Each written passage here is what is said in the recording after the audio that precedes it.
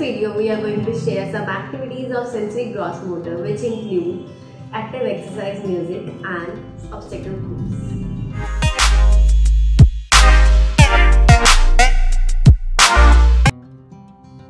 Hello everyone, myself Shivani. I am a physiotherapist working with special needs children.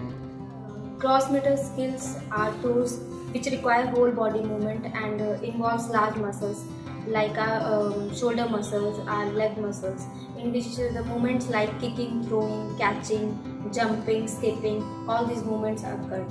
So mainly in this video I am going to explain you in deep about sensory integration and gross motor, how gross motor activities in combined of sensory help the child to overcome sensory need. So gross motor activities, mainly we are going to start with the music and active movements.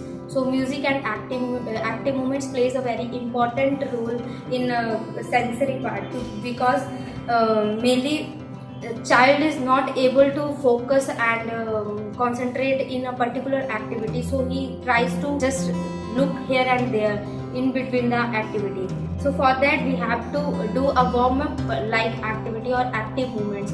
In active movements we have to choose the music very carefully because the music plays a very important role. In music we have to relax the child through music therapy. So active movements in combined of music, we are doing a warm-up kind activity to prepare a child for gross motor activities.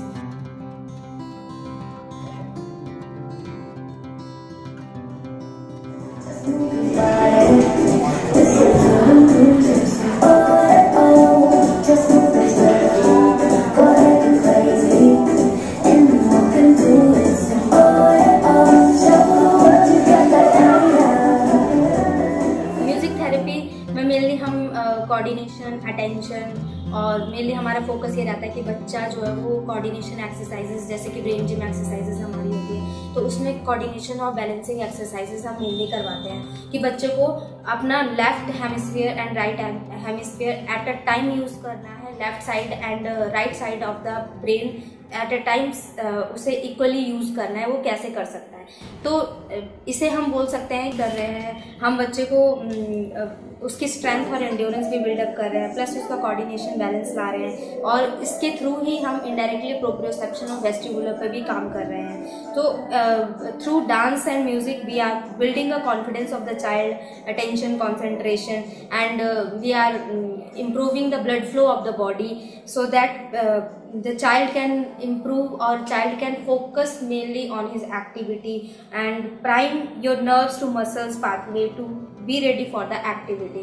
Because when the blood flow, जब blood flow body का increase होता है तो वो कहीं ना कहीं nerves को जाकर के stimulate करता है। nerves जो होती हैं वो एक pathway है indirectly brain तक जाने का। जब nerves जो है वो signal लेके जाएगी ब्रेन तक, तो ब्रेन जो है वो किस तरह से बॉडी के थ्रू रिएक्ट करेगा ये डिपेंड करता है।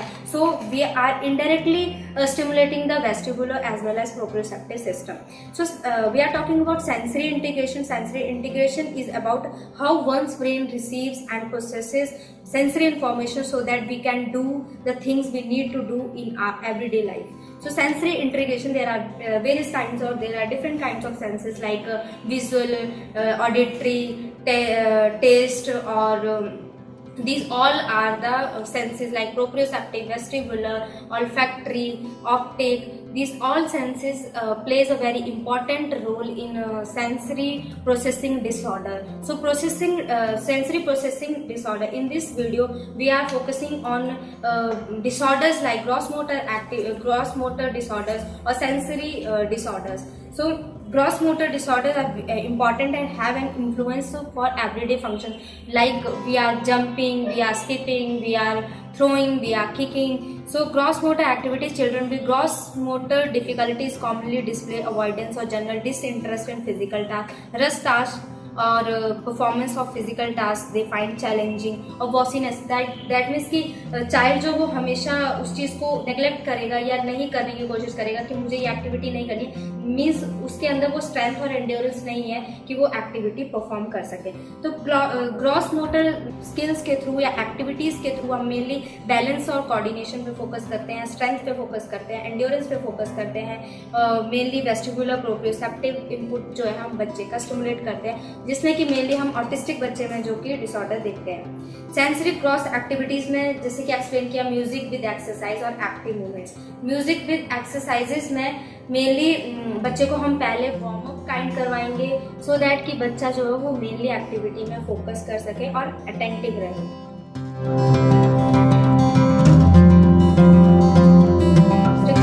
ऑब्स्टिकल कोर्स में मेनली मेरा मेन जो फोकस रहता है बच्चे को लेकर के ये रहता है कि बच्चे की जो एक स्ट्रेंथ है, लाइक ऑटिस्टिक बच्चे जो होता है वो हैंड फ्लैपिंग करता है, या वो एक जगह नहीं बैठेगा, उसका ऑन सेट बिहेवियर नहीं होगा, या वो बेटर वे में रिस्पॉन्ड नहीं करेगा, या उसके किसी तरह से टैक्टाइल इश्यूज जो है वो इनहिबिट है, मतलब इनहिबिट मीन्स कि कम है, वो उनको ओवरकम नहीं कर पा रहा है, या उसमें सेंसरी रश इतना ज्यादा है कि वो चीजों को फोकस ही नहीं कर सकता। लाइक उसमें या तो डेफिसिट है या इंक्रीज है।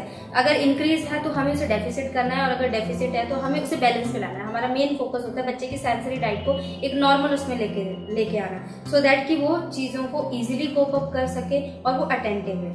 तो सेकंड हमारा ऑब्स्टेकल कोर्स है। ऑब्स्टेकल कोर्स में जब हम बच्चे को थ्रू क्वाड्रिपुट या टनल के थ्रू जब हम क्रॉस करवाते हैं तो उसमें हमारा इनडायरेक्टली वेस्टिबुलर पे भी काम होता है, प्लस हमारा प्रोप्रियोसेप्शन पे भी काम होता है। वेस्टिबुलर का मतलब होता है मूवमेंट थेरेपी। मूवमेंट मीन्स कि we are doing a simultaneously movement of the are upper limb and lower limb. That means कि अगर बच्चे को वो सेंसेस है, लाइक अगर वो क्वाड्रिपुट पोजिशनिंग में है, he can able to feel the shoulder कि उसका शोल्डर उसके साथ है। लाइक अगर बच्चा बहुत हाइपर एक्टिव है या डेफिसिट है वेस्टिबुलर में, तो उसकी मूवमेंट्स होगी वो बहुत हाई होगी, वो हर टाइम जंप करता रहेगा, इधर से उधर टू एंड फ्रो मूवमेंट्स रहेंगी। तो जब बच्चा टनल के थ्रू जाता है तो टनल के थ्रू उसकी शोल्डर स्ट्रेंथ इंप्रूव होगी, प्लस उसकी हैंड फ्लैपिंग कम होगी, प्लस वो उसके वेस्टिबुलर जो जितना भी उसके सिकिंग है वो उसकी फुलफिल होगी, जिससे कि वो ये इस तरह की एक्टिविटीज नहीं करेगा, या वो मतलब स्टेबल रहेगा या ऑनसेट बिहेवियर रहेगा। दूसरा हमारा आ जाता है जंपिंग। जंपिंग मेन होता है proprioception. Proprioception means joint position sense, कि बच्चा अगर जंपिंग कर रहा है 1 से 2 पॉइंट पे या नेक्स्ट जो कि हमारा स्टेप है।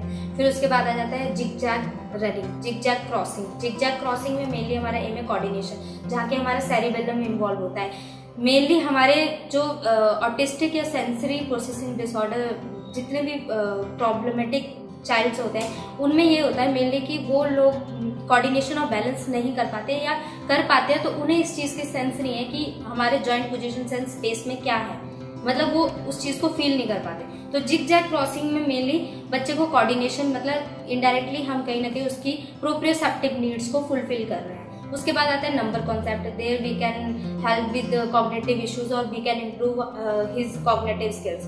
उसके बाद आ जाता है again jumping through rings, so he can symmetrically he can divide the things and he can do the things. Thank you for watching this video. Please like, share, comment and subscribe our channel Help for Special. We continue this video in the second part.